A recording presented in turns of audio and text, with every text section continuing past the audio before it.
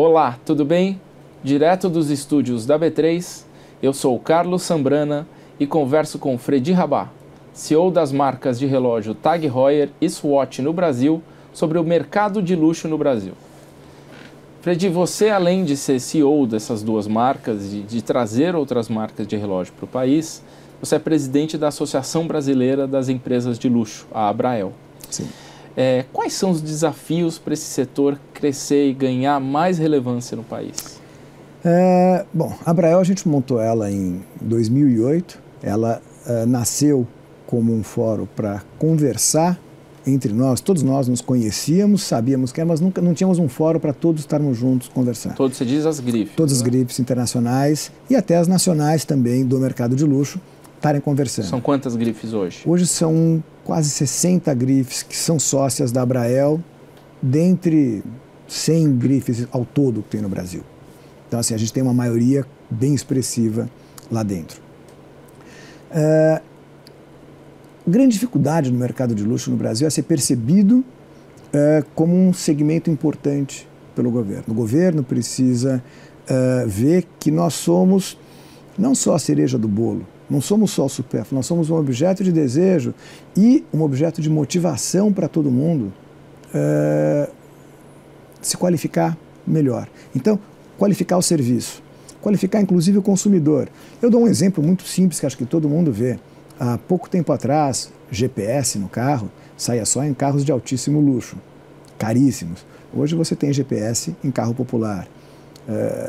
Aqueles mapinhas que mostravam o carro de cima para você estacionar bem, só vinha em carros caríssimos. Então, hoje está em carro barato. Então, são coisas que começam no mercado de luxo, se tornam acessíveis e disponíveis para todo mundo.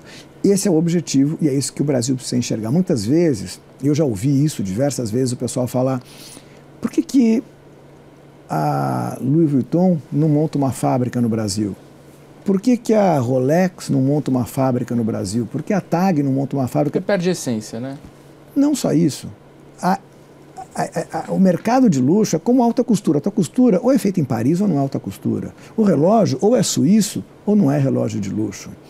O artigo de couro tem que ser feito na Europa, especialmente na Itália ou na Alemanha, ou não é um artigo de couro do mercado de luxo. O que a produção representa? De 10% a 20% do business. O grosso do business está no que vem atrás. E isso o Brasil acaba muitas vezes perdendo, exportando o consumidor.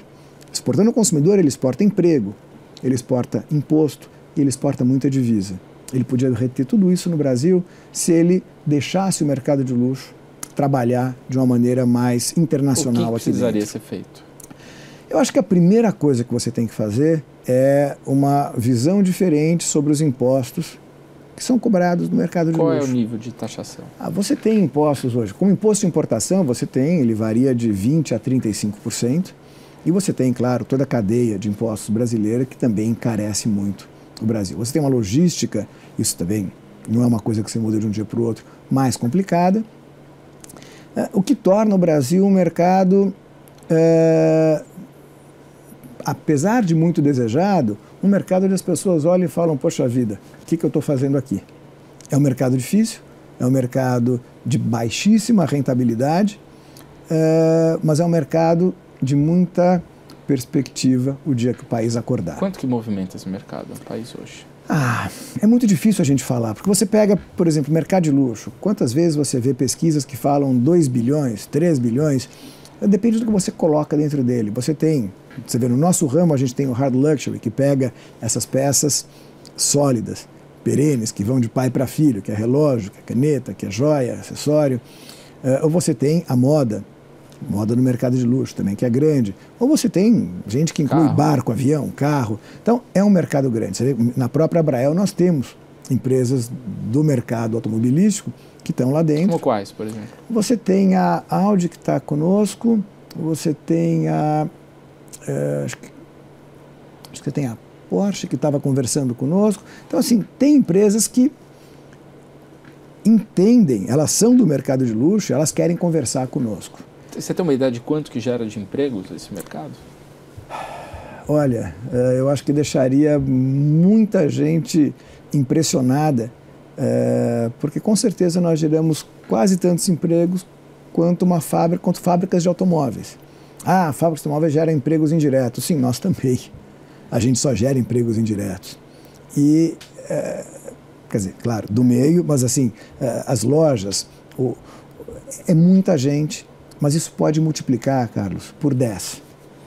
Vocês estão fazendo algum trabalho para conversar com as autoridades sobre isso? A gente faz regularmente isso. A gente sabe que nesse momento o Brasil, onde ele está nessa tempestade política, não é a hora de procurar para ser ouvidos, mas a gente tem uma expectativa muito grande que o Brasil acalme politicamente e a gente consiga um espaço para explicar e demonstrar o que o país tem a ganhar. Todo mundo sabe, quer dizer, no mundo todo, qualquer aula básica de economia, que o protecionismo não é uma ferramenta muito boa para se trabalhar. O Donald Trump não sabe muito bem isso. Então, mas eu estava brincando justamente sobre isso. Donald Trump, ele é o sujeito que ele viu o cara dar um tiro no pé, ele foi lá, pegou o revólver e deu um tiro no pé dele também. O que ele ganhou com isso? Nada.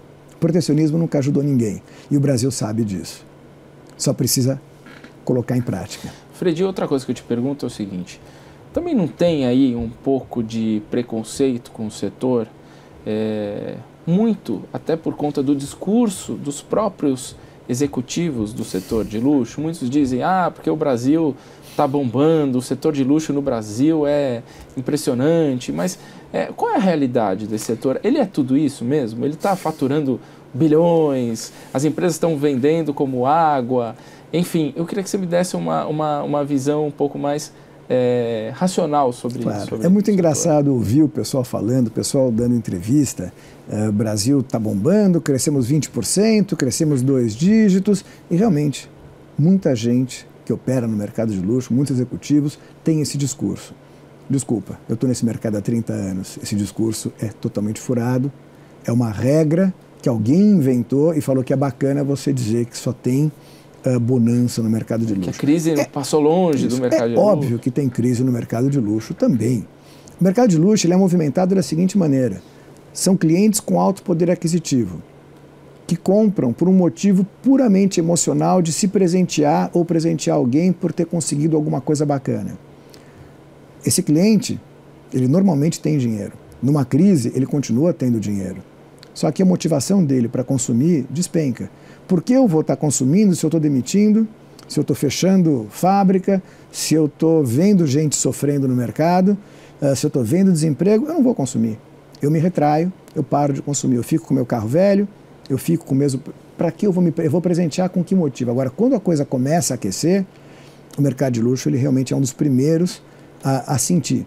Porque estou feliz, quero dar um presente para minha mulher, fiz um bom negócio, quero me presentear com alguma coisa. Esse é o momento onde você bota o mercado de luxo fervendo. Essa história que não tem crise, não existe.